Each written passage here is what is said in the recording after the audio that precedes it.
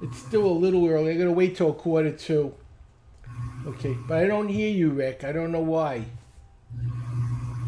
I'm not sure what's wrong. I was able to hear Lori. Lori, you could still hear me, right? I can still hear you. Can you Right, still hear right. me? So okay, and I hear you fine. Okay, great.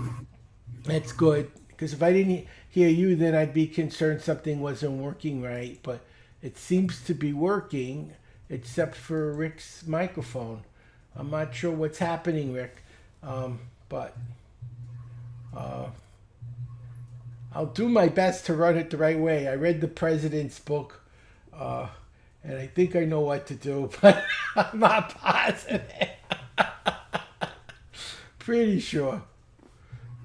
So, and just so you know, Lori, the meetings we have get recorded. That's what I'm doing right now. And a Hmm. lot of people in the district will come later to watch the meeting as a makeup because Okay, you great. can use the video as a makeup meeting. That's one of the things that's really nice about this group.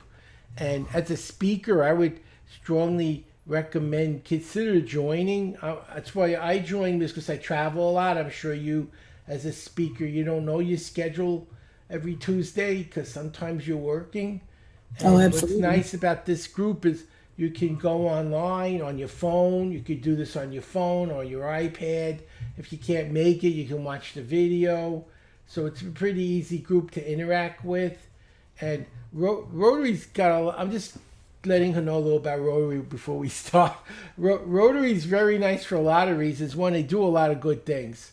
Um, they're helping get rid of polio in the world, and they're helping uh, with water projects. They do education. Like when Haiti got hit with a storm, they gave them tents and food. They do a lot of humanitarian things, which is nice.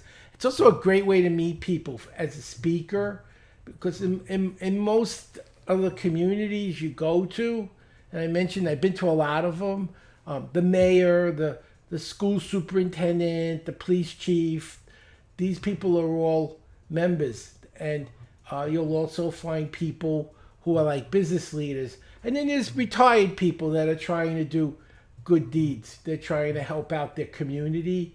And so there's Linda. She's our president. And Oh, hi, Linda. hello. Having trouble with Rick's um, audio. He can hear me, but I can't hear him. So I'm not sure if you know what's going on. I don't see any muting going on his screen. So I'm not sure what's happening. I know it's working because our speaker Lori is able to talk, and I can hear her just fine. This is Linda's systems. That's why I'm asking her. She knows the system better than I do. So okay, I don't hear you either, Linda. So I'm not sure. You might be muted on your end. Let's see. I know Lori. It's good to see you online. I can hear Lori too. Hi everybody. Okay, and I know that Linda's in Toronto. I think the Rotary International meeting is in Toronto, and she went to that. And Linda knows everybody in Rotary. I mean, just Yes, you do. everybody. If you want to meet anyone in Rotary, talk to Linda. I think there's like 60,000 clubs, and she's been to all of them. Exactly. I do know Linda pretty well. Linda's great. Yes, she's. I always enjoy that. I mean, she knows all the old. She knows all the presidents and the executives and everything like that. So she's definitely Rotary's a big part of what her life's about, which is good. You know, we need people like that um, contribute on that level. They do so many good things. Well, let me see. All right, it's 1:45, so I guess I can start the meeting. Okay, so I'll stand up. You can see my shirt. That's about it. Um, why don't if Rick can't do the benediction, I guess I'll do it. Okay, I'm gonna just do a simple one. I gave some thought to this. I was kind of hoping Rick would do it, but since he can't, I was gonna just say a little thing for the kids. I've been very upset seeing so many children put into detention camps, and regardless of what politics you have, I'd like to hope that these children find some peace and they get reunited with their families really quickly, and that they, whether they get to stay here or they don't get to stay here, that whatever trauma they're experiencing, they can get over it as quickly as possible. And that's my prayer. It's a simple one. I hope that's not offending anybody. I know we're in a very conservative area, but I did find that it bothered me a lot to watch that. So that's why I did that. That's why I wanted Rick to do the prayer. But with that in mind, let's get the flag up, Rick, and we'll do our pledge to the flag.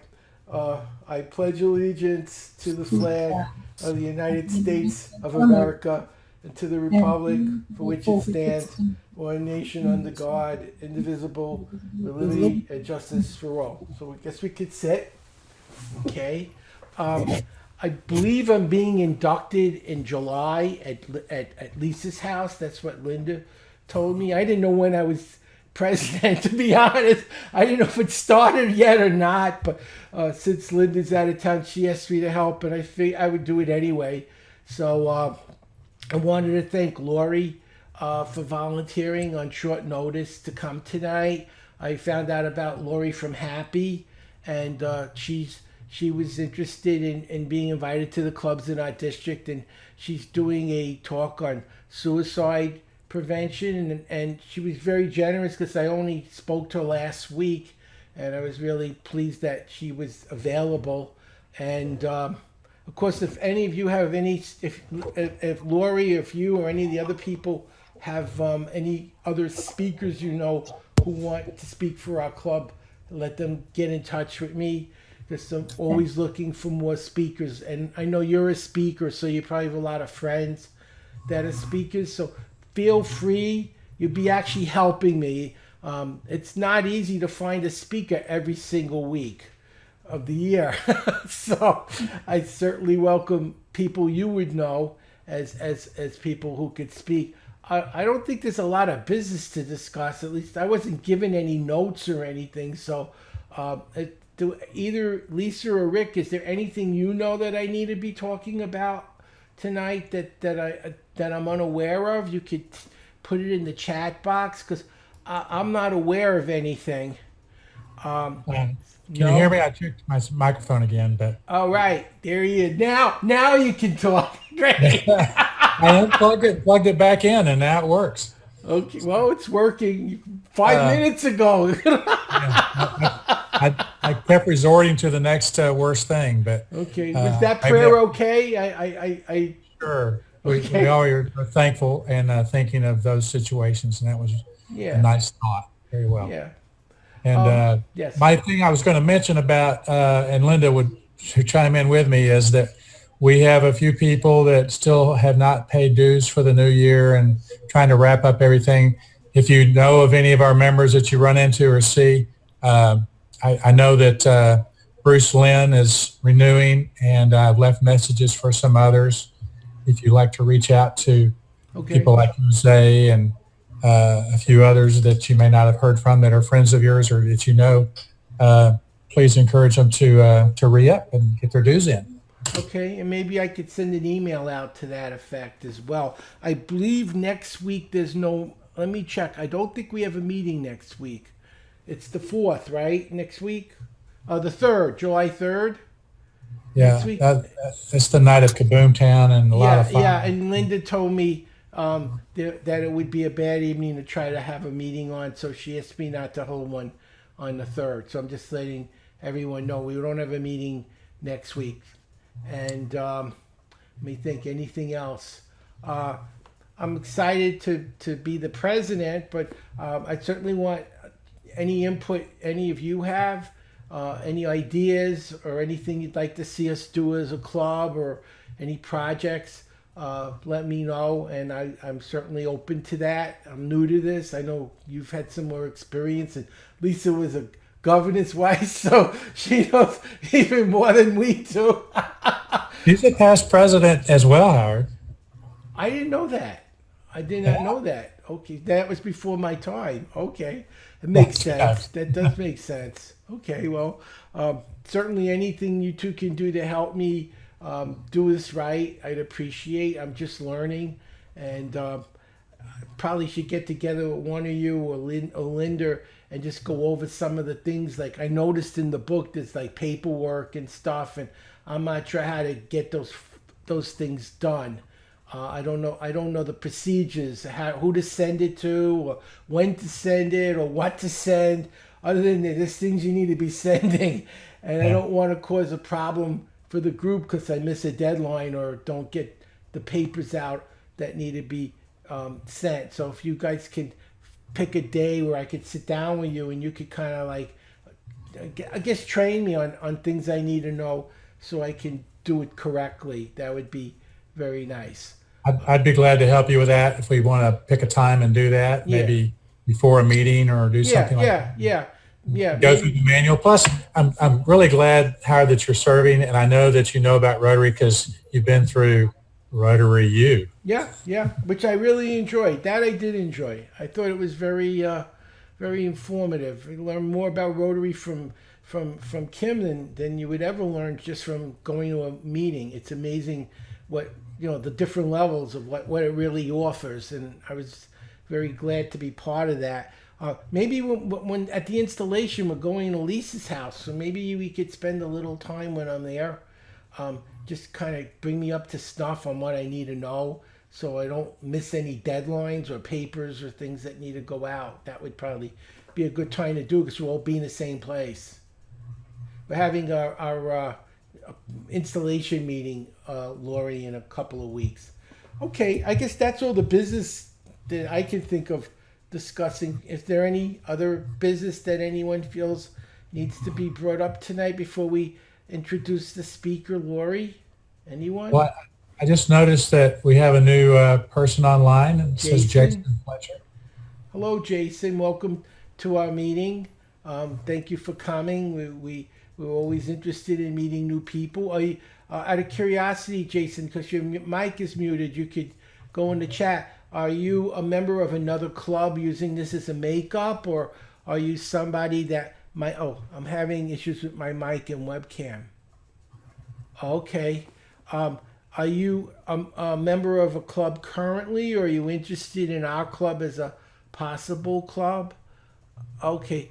Oh, Dallas Uptime, and you know Lori. Okay, Lori, he's a friend of yours. Okay, well, you're certainly welcome to be here, and we always are pleased to see other Rotary members attending our meeting. So thank you for coming. And just so you know, being at our meeting can be used as a makeup or in lieu of going to the other meeting. Not that you can't go to the other meeting as well, but this would count as having been to a meeting. I guess my question, Rick, is how do you keep attendance? Who actually writes down who's here and when they're here? I'm not sure. Is that something I'm supposed to do, or somebody else do it, or how does that happen? It's usually somebody at the meeting that's taking notes, the secretary. Okay. If they're not there, the president would keep track of that. And it's just in the notes, and if somebody needs a verification for that, for their club, we could send that to them. Okay, that would be it. Okay, Lori, thank you again for coming. She's going to talk about suicide prevention, and I am going to shut up and mute my mic so that Lori can speak, and she already has her slides on the screen, so good for her. I didn't even have to tell her how to do it. So Lori, it's all yours. Look forward to hearing your presentation. I'm going to see if I could shut off my webcam and my mic while you're talking so we can focus on you.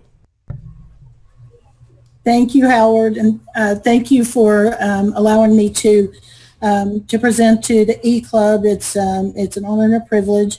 I am a member of the Dallas Uptown Club, and I'm also serving as assistant governor for some clubs this year. But I also serve as a volunteer and an advocate for the American Foundation for Suicide Prevention. So we'll start the presentation We'll start the presentation now. If I can get the slides to now work. There we go. Suicide is a complex health issue.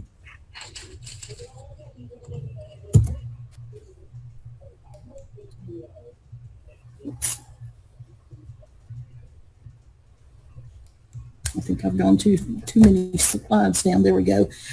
Despite its complexity, suicide is preventable.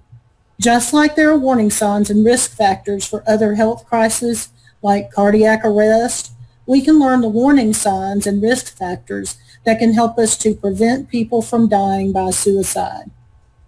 Just like with other health issues, time can be a critical and life-saving measure. Typically, a life may be saved if you allow time for the person's suicide risk to subside or to get through that period of distress and to get mental health help. To prevent suicide, we need to identify people who may be suicidal, as well as take an active role in connecting them to help before they take action to end their lives. Today we're going to cover some statistics to give you an idea of the scope of the problem of suicide. We'll go over some of the research findings, including the risk and protective factors that relate to suicide. And we'll talk about what works and what we can all do to prevent this leading cause of death. So let's start with some statistics that demonstrate the scope of the problem. Suicide is a global problem. Worldwide, over 800,000 people die by suicide each year. According to the World Health Organization, that number is conservative since some countries do not report suicide accurately. We actually think that it's probably over 1 million worldwide. It's 40,000, over 40,000 each year in the U.S.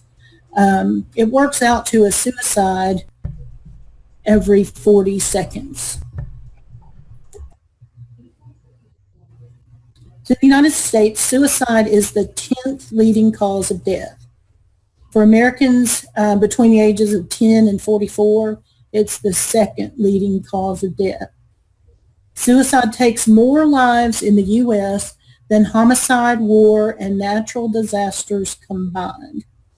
This slide says 2015 numbers, but we now have the numbers from 2016, and it's 44,992, I believe, is the number who died by suicide in 2016. For every death by suicide, it is estimated that 25 others attempt. That's about 1 million Americans each year who survive a suicide attempt.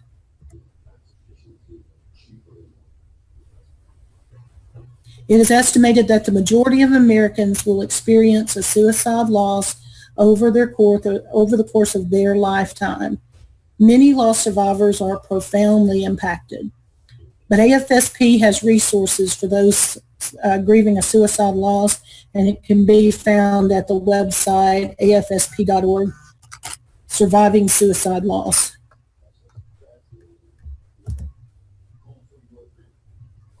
In addition to the devastating toll on families and communities, emotionally and socially, there is a fiscal impact on society as well. The Center for Disease Control and Prevention estimates that for the year 2015, suicide cost the United States $51 billion, primarily due to lost wages and productivity. So let's move on to research. It's really only been in the last few decades that scientists have been studying suicide. Research is shedding light on many critical areas, and we still have more to learn. Here are some key research findings. One of the big questions research explores is, why do people take their own lives? There's no single cause. Suicide most often occurs when several stressors and health issues converge to create an experience of hopelessness and despair. Research has consistently shown that 9 out of 10 people who die by suicide have a mental health condition at the time of their death. It may or may not have been diagnosed or adequately treated. But mental health conditions are not the only thing that contributes to suicide. Mental health conditions cannot be the whole story because mental health conditions are common, and the vast majority of people who suffer from these illnesses do not die by suicide.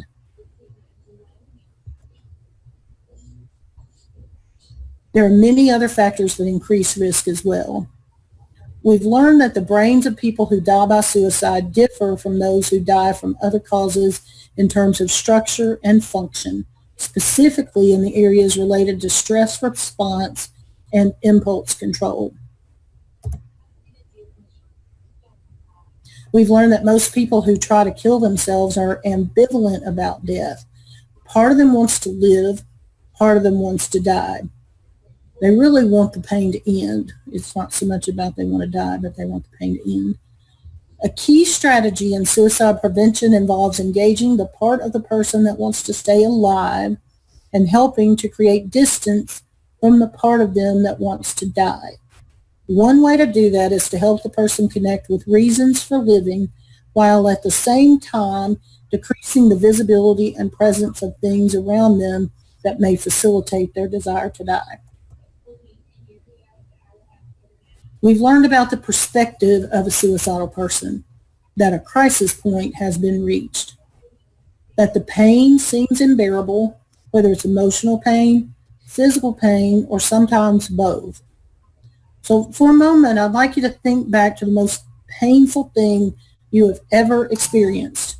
Maybe it was childbirth, a broken bone, passing a kidney stone, or something else. At that point, would you have been able to give someone clear and accurate directions to your house? Probably not. The unbearable pain makes ordinary thinking nearly impossible. So for a suicidal person, thinking becomes limited at that moment of crisis, a state of intense tunnel vision where other options seem unavailable. So it's important to remember that suicidal feelings are often temporary. They can come on intensely and sometimes pass in minutes or hours. Keeping people safe and making them feel supported can get them through those critical moments and save a life.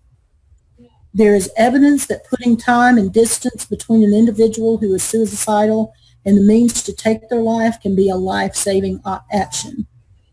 This is why it's so important that we take steps when we know someone is struggling to help keep them safe. Looking to the future, research will help us find the best ways to fight suicide.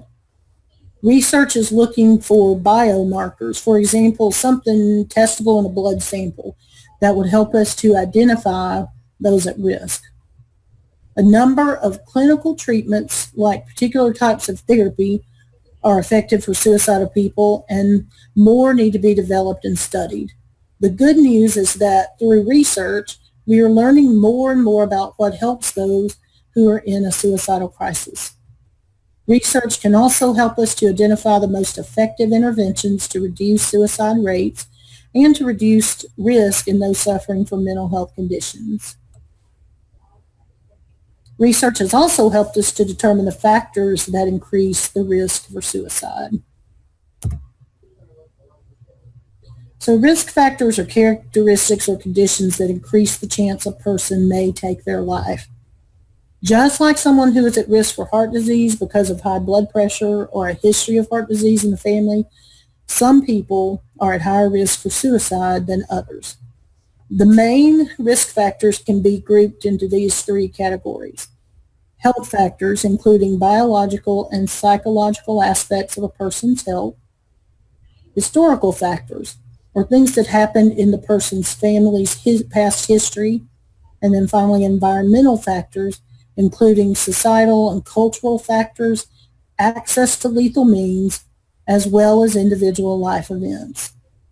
These risk factors can collide at different times in life and increase a person's risk for suicidal behavior at particular points in time. So let's look a little closer.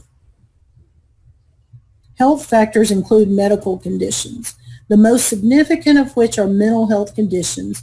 As we said before, 9 out of 10 people who die by suicide have an active mental health problem at the time of their death, sometimes multiple risk factors.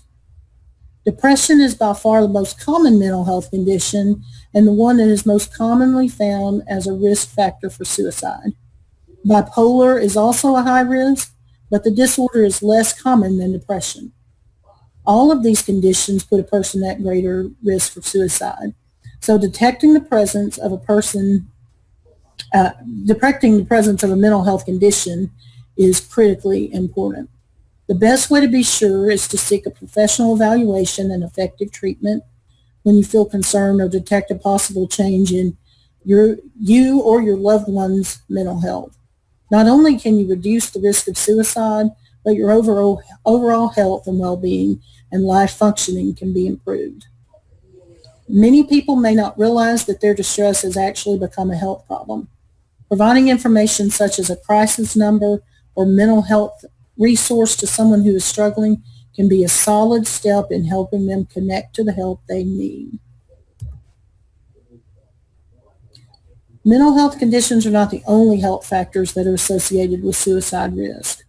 Serious or chronic health condition like diabetes can increase risk, especially when the person also has mental health problems.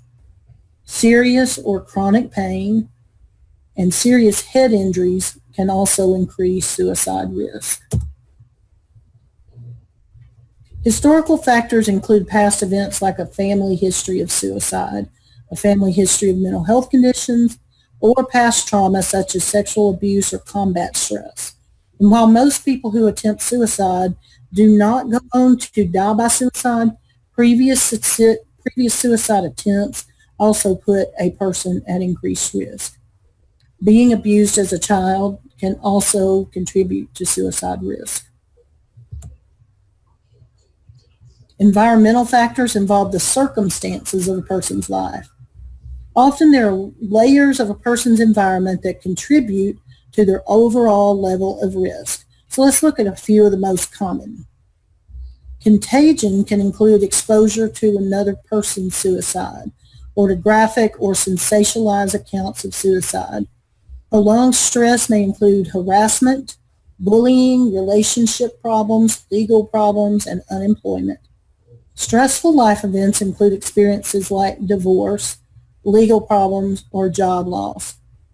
Having access to a way of killing oneself is referred to as access to lethal means. This includes having access to a variety of things such as drugs, firearms, a bridge, a car, etc. So here's an example of a set of risk factors that could converge in a person who is suicidal. One problem with the public perception of suicide is that when someone dies by suicide, often the story only talks about the environmental factors. People see a life event like a breakup or bullying or a job loss, and then they see the person die by suicide, so they might assume the person killed themselves because of that stressful life event. But that's never the full story. What others don't know is that the person who died may have had genetic risk for suicide. Maybe they were suffering from depression and anxiety disorders, and their work life had become increasingly stressful. Their underlying depression and anxiety could have made the situation at work even worse, or the work stress could have made the depression worse. Perhaps they'd also been drinking more than normal. The key is that all these factors in combination could have contributed to the suicide. A life event can play a precipitating role for suicidal behavior, but without underlying risk factors, life events aren't thought to cause suicide on their own. During times of higher suicide risk, it is important to put time and distance between a person and their way of ending their life. For the majority of people who experience a suicidal crisis, if unable to access their chosen method even temporarily, they are unlikely to engage in another behavior to end their lives. So this leads us to prevention. There are also protective factors that lower a person's risk. If you are proactive about mental health and make an effort to get healthier, you protect yourself. Feeling connected to family and community support can protect against suicide. When someone is struggling with depression, anxiety, psychosis, or substance abuse, these protective factors that may normally be strong can erode and weaken. When that happens, having friends and family to remind us our strengths can be a tremendous protective factor. Problem-solving skills also help. Life can get really tough, but being able to see a way through problems can be a protective factor. Cultural and religious beliefs that discourage suicidal behavior or create a strong sense of purpose can also be a protective factor. And I also like to say that being involved in Rotary can definitely be a protective factor. The most important thing that you can do, that you can put between a suicidal person and their way of ending their life is time. Research shows that by temporarily reducing a suicidal person's access to lethal means, we give suicidal individuals time. Time for the intense suicidal risk to diminish, and time for someone to intervene with mental health support and resources. Additionally, in most cases, when a suicidal person doesn't have current access to the means that has been on their mind, they don't substitute with another method. Temporarily reducing the access to the means lives are saved.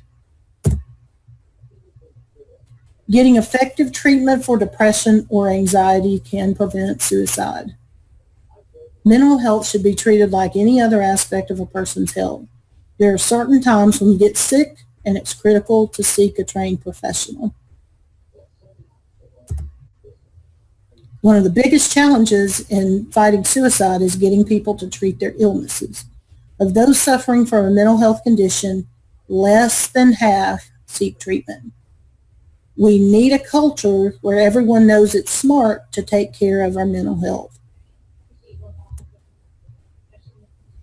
Taking care of our mental health is just as important as taking care of our physical health.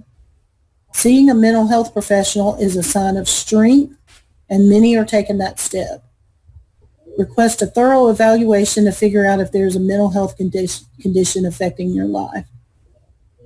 There are many types of treatment available, like various kinds of psychotherapy and medications. Research has shown that for many people, the combination of psychotherapy and medications tend to be the most helpful, but the most important thing is to find the treatment that works best for you. Proactive self-care strategies like good sleep habits, exercise, nutrition, and stress management can also play a critical role in protecting mental health and promoting resilience.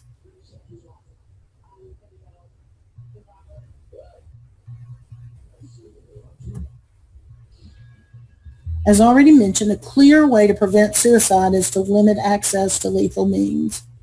During a period of high risk, the safer their environment is, the better chance they have of living through that crisis period. Installing an inexpensive carbon monoxide sensor that would automatically shut cars off if carbon monoxide levels reach unsafe levels would save lives. We've learned through research that installing barriers on bridges deter suicides, and in many studies, bridge barriers actually lowered the suicide rate for the entire region. Restricting access to potentially lethal medications reduces suicides. It can be as simple as requiring lethal drugs to be sold in blister packaging. Firearm safety is important. In the U.S., firearms are used in over half of all suicides. Making suicide prevention a part of gun safety education can reduce suicide rates. And contrary to what you may think, most people who are suicidal do not find other means, and the suicides just never occur in that moment, allowing more time for them to get connected to help. We also need to provide support for those touched by suicide. The loss of one person to suicide profoundly affects many. It is important that survivors have the support they need both to heal and to reduce their own suicide risk. And since those with lived experiences, those who have attempted suicide or who experience suicidal thinking are at increased risk, we need to make sure that they have the support they need too. So what can you do to prevent suicide? It's important to have a conversation with the person to allow them to share what they are experiencing. This not only shows you care, but will allow you to gain more information about their level of distress. Watch for the warning signs in yourself and others. Reach out to individuals in your life you're concerned about, and reach out to others if you're struggling. Seek mental health services if you are depressed or if your anxiety regularly interferes with your daily life, and encourage others to do the same. Suicide warning signs are typically displayed in 3 main ways that we can detect: talk, behavior, and mood. Many people who are suicidal will talk about ending their lives, either directly or indirectly. They may say it outright or they may joke about it, but take it seriously. They may say they have no reason to live or that they are a burden to others. They may feel trapped, or they may talk about feeling overwhelmed or being in unbearable pain. People thinking about suicide can display to certain behaviors, such as increased use of alcohol or drugs. They may have trouble sleeping. They may start acting recklessly. They might withdraw from activities, especially from activities they normally enjoy.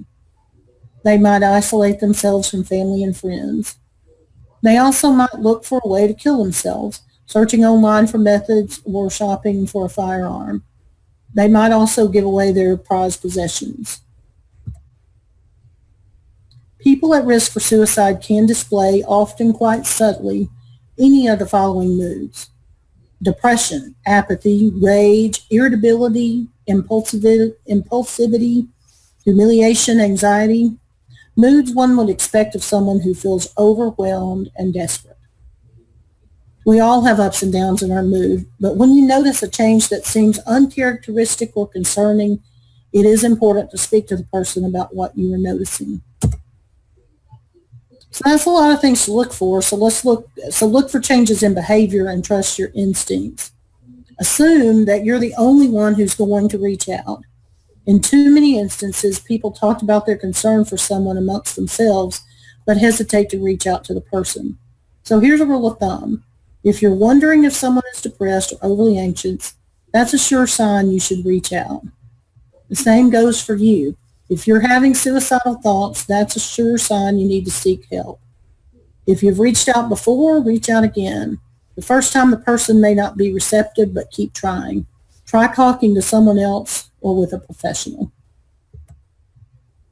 Because talk does save lives. It's a simple idea, but it works. And even if you're wrong about the suicide risk, they still may be in distress, and they may feel comforted and supported just by knowing you care and are taking the time to listen. Or they may need someone to give them permission to seek help for their depression. So how do you reach out to someone? Talk to them in private. Listen to their story. Express concern and caring. Ask directly about suicide. Encourage them to seek mental health services. There are some less helpful things to avoid when talking with someone who may be suffering from depression or anxiety. Avoid minimizing their feelings. Those of us who have never experienced major depression literally cannot imagine what it feels like. Avoid trying to convince them life is worth living. If a person is nearing a crisis point, they are not thinking clearly. Philosophical debates about life being worth living tend not to be helpful. Avoid advice to fix it. If the person is having a heart attack, you wouldn't tell them to start exercising or to eat a healthier diet. If they are in crisis, what they need is to be heard and then led to help. Listen to their story and offer to help them find a health professional. Help them take active steps toward keeping their environment safe. If you think they may make an attempt on their life soon, then stay with them. Do not leave them alone. Help them remove the lethal means or remove themselves from the potentially dangerous area. Escort them to mental health services or an emergency room. Help them call the lifeline or call the lifeline yourself, and a trained counselor will tell you what you should do to help the person in distress. If they don't feel comfortable speaking to a counselor on the phone, they can also talk to the crisis text line. So at this point, I would ask you to take out your phone and input both of those numbers, the Suicide Prevention Lifeline number and the Crisis Lifeline number. Even if you never use either one of those for yourself, you may need to have them handy for a friend. They're both open 24 hours a day, 7 days a week, 365 days a year.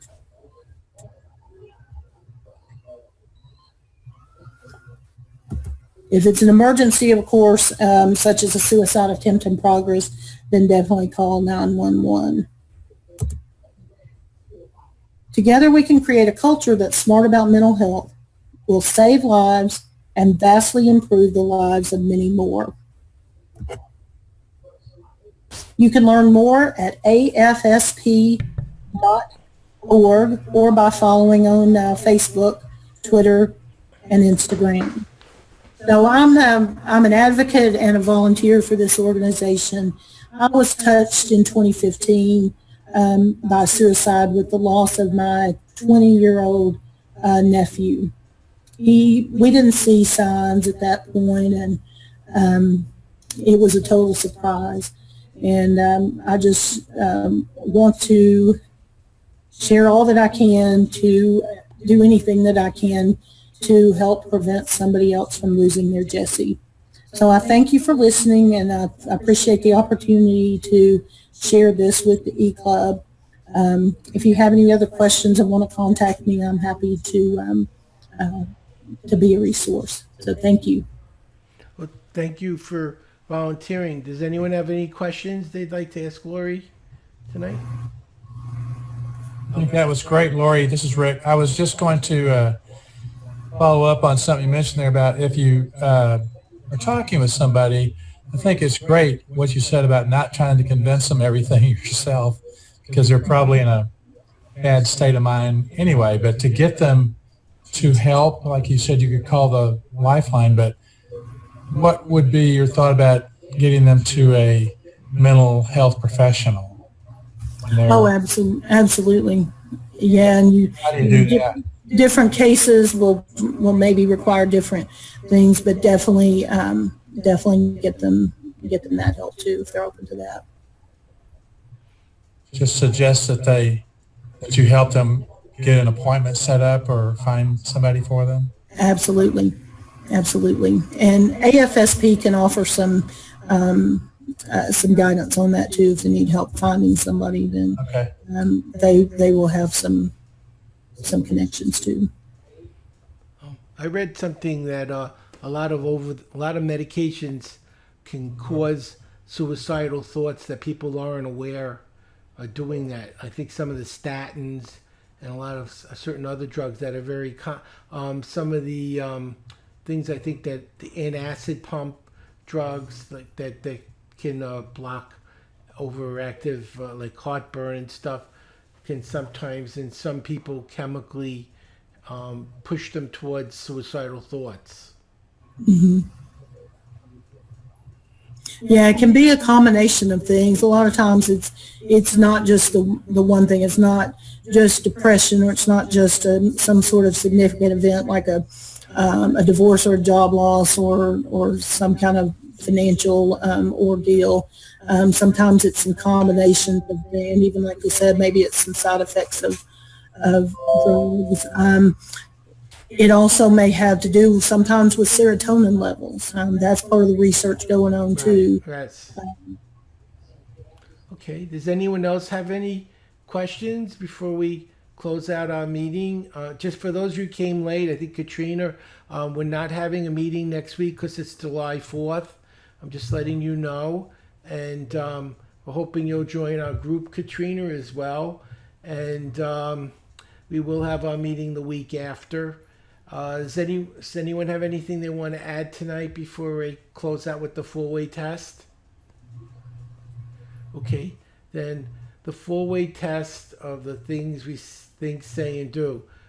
First, is it the truth? Second, is it fair to all concerned? Third, will it build goodwill and better friendships? friendships? And fourth, will it be Beneficial beneficial to all concerned? I don't have a bell, so I'm going to go ding. And that ends the meeting. Lori, thank you so much. I didn't realize you were a Rotarian. I was spending all that time telling you how great Rotary is. And you're probably your assistant governor. So, okay. Thank you for being so patient with that. Thank you, Howard. I love Rotary. Thanks. Yes, it's a great group. Nice people, and I like what it represents. I think in today's world, there's so much selfishness, and this is one of the few groups that seems to really focus on service and helping others, and that's one of the things I like about it. It's sort of like an oasis in a very stressful world. Absolutely. Absolutely. But thanks, everyone. I'm going to close the meeting, and I'll see you in 2 weeks. Take care. All right. Bye. Bye-bye.